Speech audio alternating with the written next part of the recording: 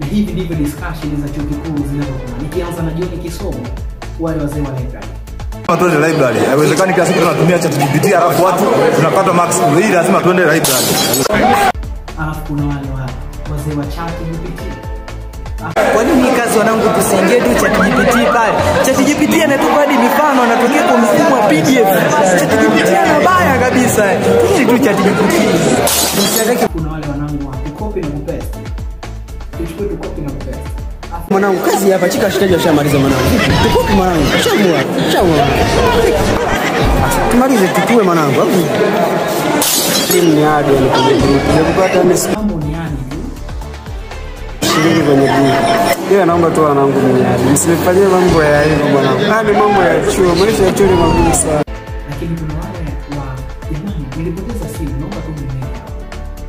Wanangu msaidia kusaini, mwanangu kusaidia simu yako umezikua. Fanya hivyo mwanangu, usijua life inakuwa ni nini.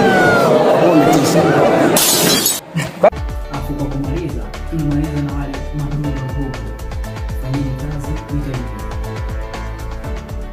Basi fresh nyinyi fanyeni, afu mimi mtaniambia hiyo inagharimu shilingi ngapi. Mtanicheki.